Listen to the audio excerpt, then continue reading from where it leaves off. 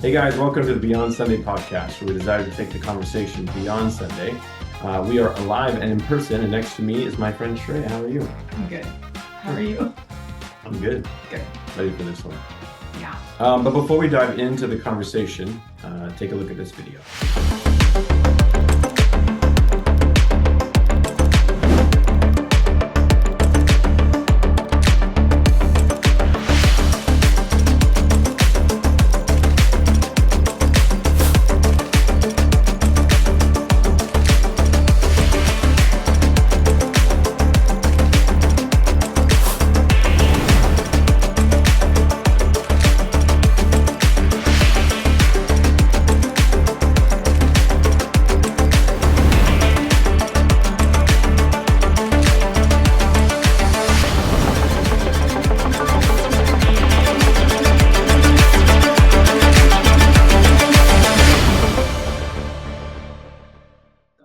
Okay, Shreya, as we dive into the conversation today, tell us the big idea, some of the scriptures we were in this last Sunday. Yeah. So big idea this week. Jesus-shaped church is wheat among weeds, which comes directly from the parable that Jesus tells in Matthew. And that's kind of where we're at. We're walking through a number of these parables where Jesus is using stories to teach about what it is to live life the way God intended, right? So talking about kingdom and all of that. And so this one, this he tells this story about a farmer who plants seeds, and then there's workers that are tending to them, but the evil one comes in the night and plants weeds among the wheat. And Well, the evil one, I mean, it's the neighbor. I jumped ahead to the explanation. My bad. Okay. Yeah, like I gave the ending away right there. I don't know if it's the neighbor. Is it the neighbor? No, it's like a bad guy. Bad guy. Yeah, an evil guy. Okay, you said the evil one, like. Yeah, an evil one. Okay, I feel like we're anyway. So the workers realize that weeds are growing up all in the wheat, and they go to the farmer and they're like, "Hey, do you want us to take these weeds out?" And he says, "No. If you pull out the weeds, the wheat will come too. So just wait, and then we'll harvest it and separate it at that time." And so Jesus tells that story, and then it's interesting to me because he tells that story, then he tells a couple other things, and then he circles back. The disciples ask for an explanation around that, and so I think we were in a little bit different places this week, just because I pretty much stayed there, and you had talked about some of the other stories and all around this idea of kingdom, and kind of what Jesus is telling us about kingdom, and that was our focus as well. We talked about the kingdom.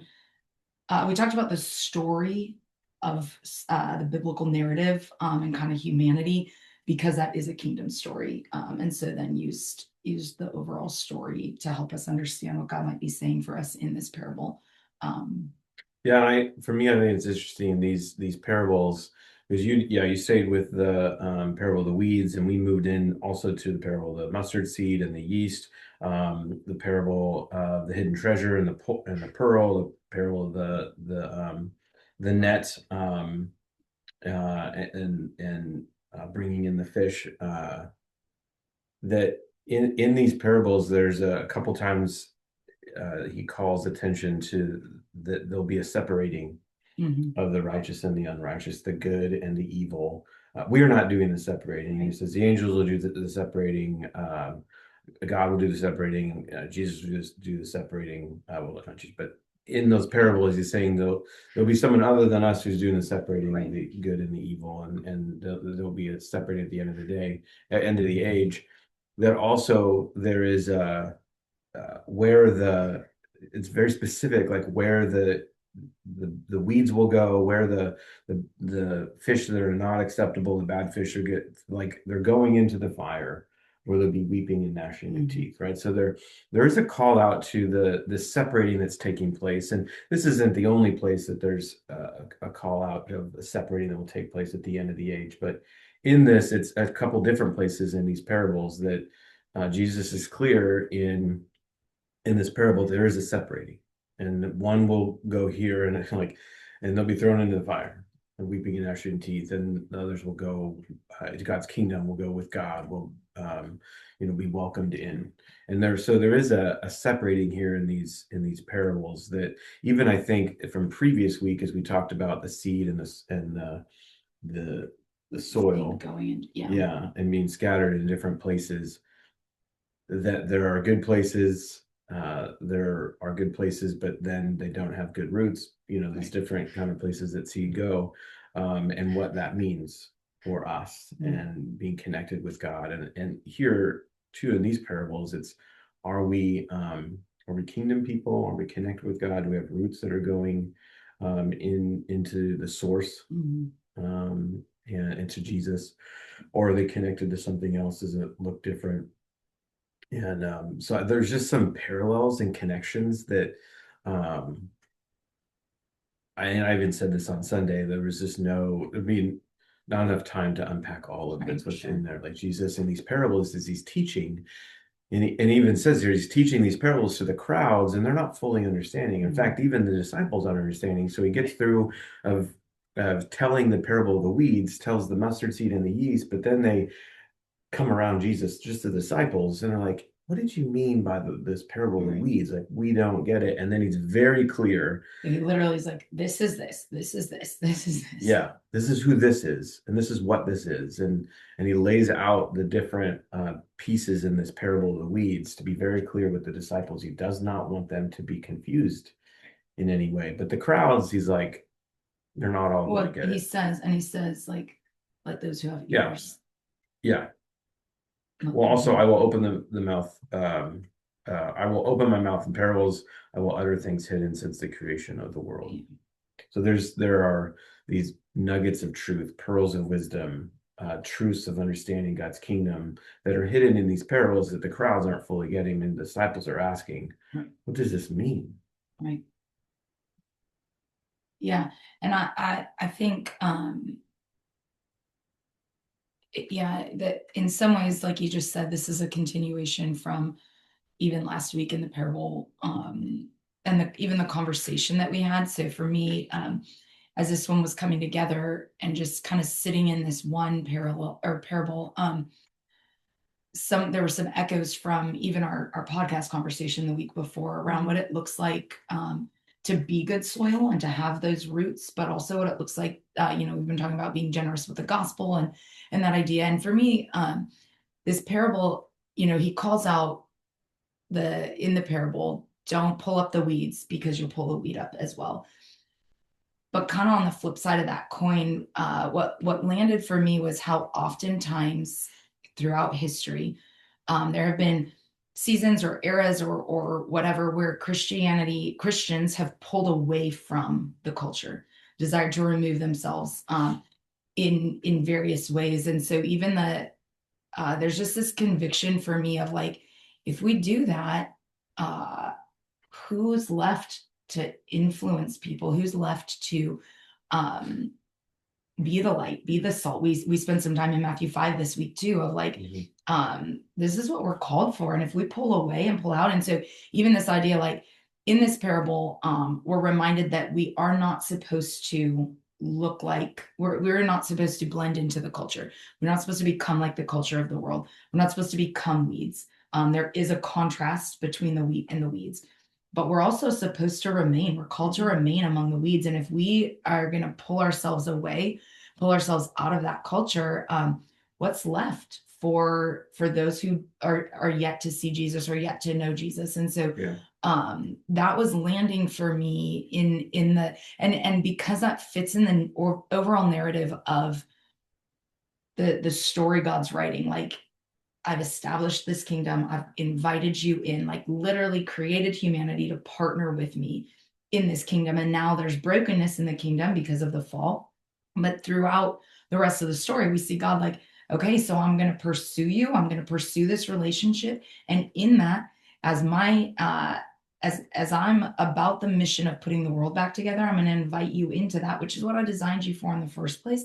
And so even in this parable, like, we are called to remain and to be part of that mission, to reconcile the world. And that looks like some of these weeds may actually become wheat. And at the end, there'll be a separating. That's what you're calling out. There will be a separating. But in the meantime, we're called to remain And so what does that look like? And so that's where we kind of spend a good amount of our time. Like, what's it look like to be wheat among weeds? And that's a question we've been wrestling with. A number of us, Pastor Elmer, like wrestling with that question. What does it look like practically to be kingdom people in an empire world? And that for me, that was what this parable was like. We're called to be rooted, we're called to remain, we're called to be planted here, and to, yes, stand in contrast. But even what comes to mind, like this is Jeremiah 30, like, will you pray for the peace and prosperity of the place I've planted you? Will you work for the good of this space? So will you grow strong as wheat among weeds, and recognizing that, like, that's the call out for kingdom people. Yeah, and what a good connection too to Jeremiah, where he's telling God's people, look, you're going to be in exile and you're going to be there for a while. You're going to be in a place that you don't recognize. You're not going to look like them. They're also going to try to take your identity and give you a new one. But you will be my people in this place, and then you will return. But that's where it's in the 29 where it goes, in 70 years I'll bring you back. So there's a promise that God makes to his people in that, but while they're there, prosper, right, seek the good of the city, right, have children, plant gardens, build homes, care for the cities and all of that. Yeah. Yeah. Well, and I think, I don't know, like oftentimes there's this resounding from the church, Big C church, there's this resounding, like, just come, Lord. This world is such a mess. There's so much brokenness. Lord, would you just come? And that, I don't know, there's this conviction of like, actually, like, we are here in the time that we are here.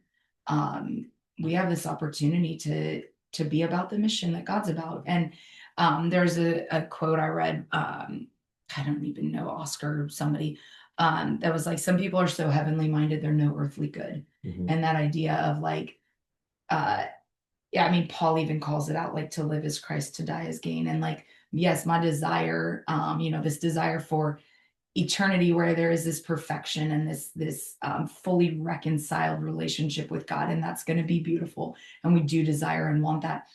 But in the here and now, like, man, I want to be about the work you're about, God, because there's still people here who don't know. And that was part of the echo from even our conversation last week of like, will I recognize the truest thing about every person that I encounter and every person in front of me is that they're made in the image of God, that they're loved and known by this God, that they're pursued by this God. And that's actually the thing that's most true about any person in front of me. And so if that's true, and I encounter somebody who doesn't yet know that, man, I want whatever space, whatever time I have, whatever interaction I have, may I be somebody who is salt and light, who in whatever way I can call out, like, there's a God who loves you and who knows you. Yeah. And also, I shouldn't be surprised if I'm being planted in the field. A field is the world, as and I've said yes to Jesus as wheat in that field among other weeds that the evil one has planted. These are calls it out. Jesus calls it out. These are sons of the evil one, who sows, and it's the devil who plants them, who sows them. And so I shouldn't be surprised that what may exist around me, what likely can and will exist around me, are the evil one's schemes, right?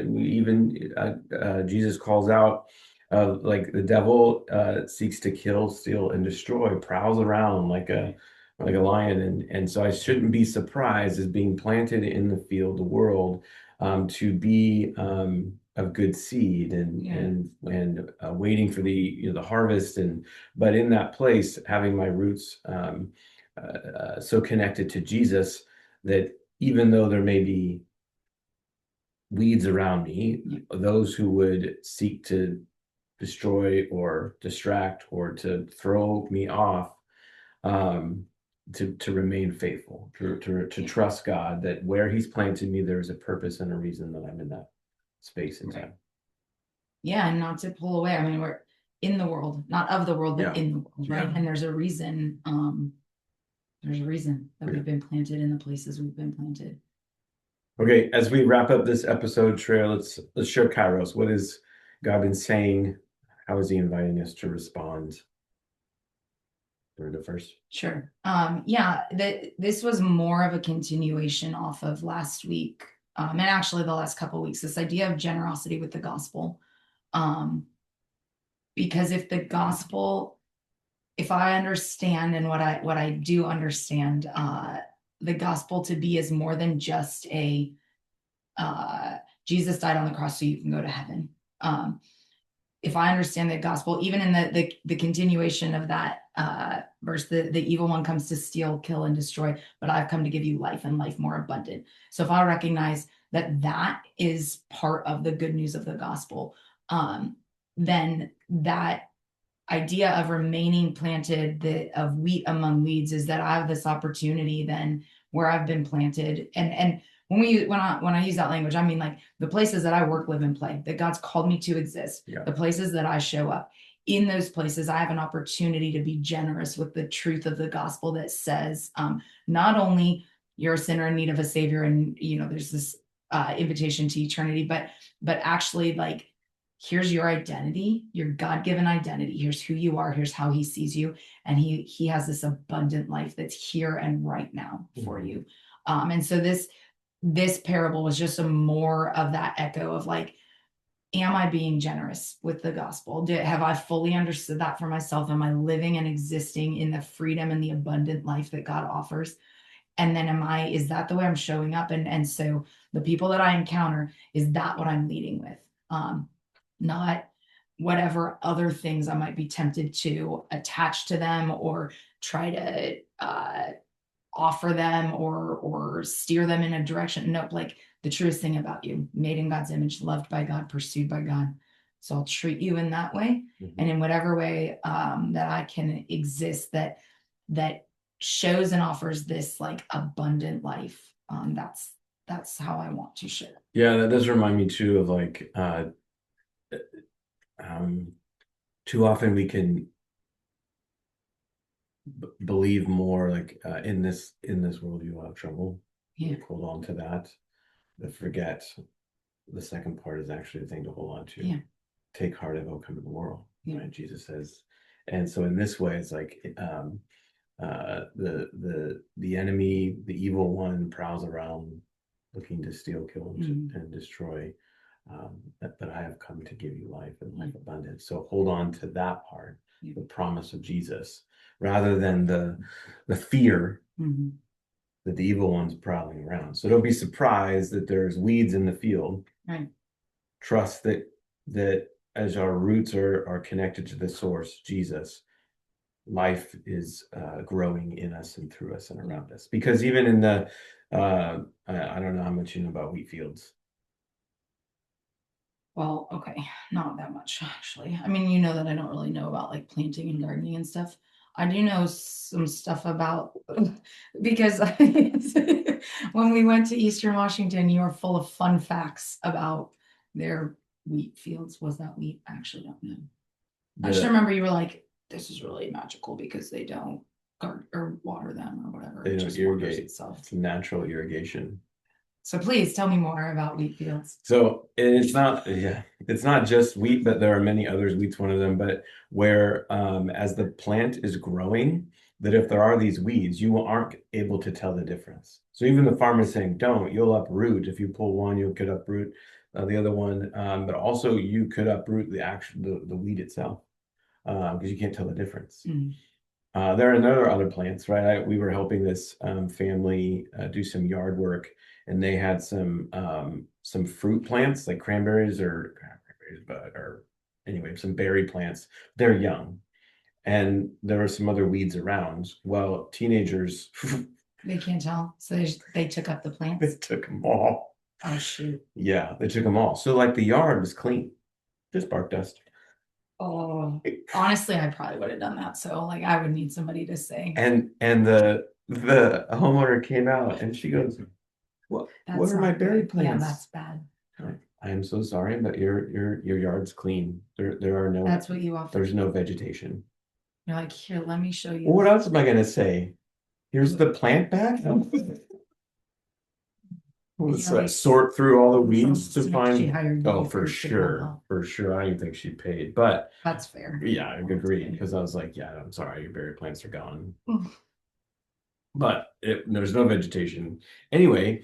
Uh, young plants, well, it's hard to sometimes tell the difference if you're not aware. And so even the parable that Jesus is offering here in real life, that actually can happen. So somebody, if they're a garden or a field, you have to be mindful of that to know the difference. And also too, the like um, what what I look like now isn't what I look like as a Right. young adult or as a teenager. Time for maturity, spiritual maturity Yes. to take place. Yeah. As we grow, as we are roots go deeper, get more attached to the source of Jesus, then the fruit that is produced, you can tell the difference. Looking more like You Jesus. start looking more like Jesus, you can tell the difference Yeah. later on. So that when the harvesters come through, and in this parable, you can tell the difference between the wheat and the weeds, and also the roots of the wheat has gone deeper and they have more attachment to the soil. So for us in our spiritual maturity or growing in Jesus, more connected to Jesus, looking more like Jesus, you can tell the difference between the wheat and the weeds. Yeah. And they still exist in the same field.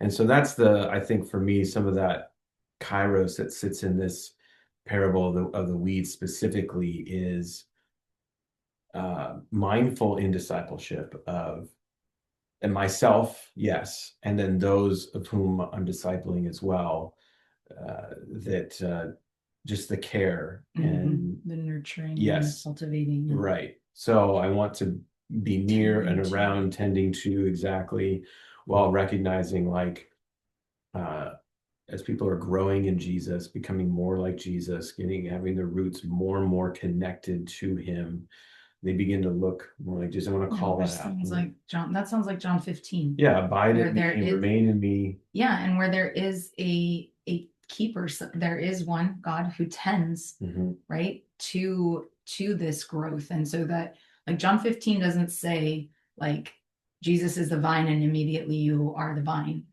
Right. There's pruning, there's growth, there's the Father tending to, and it's trusting God in that, tending to, and so I want to be attuned to that in my own life and spiritual walk. I desire to care for others, although it's not my responsibility to be the gardener. Or to tend, but to encourage, to call it out, the identity, to be mindful of, and to allow growth, or to allow time and space while God does the pruning work. Yes, of that. Right. Yeah, and to be reminded, like, hey, you are a wheat in this field, and there are weeds around, but trust God that He's planted you here. Get your roots closer, deeper into the source, anchor into God, and trust that the fruit will be produced, the harvest will come for you. And so that for me, I think some of that kairos in myself, as well as in this call and role as pastor as well. Well, guys, thanks for joining with us on this episode. We hope and pray that your conversations and discussions are going beyond Sunday, that God is revealing more of who He is and who you are because of Him. And so until next time, be blessed.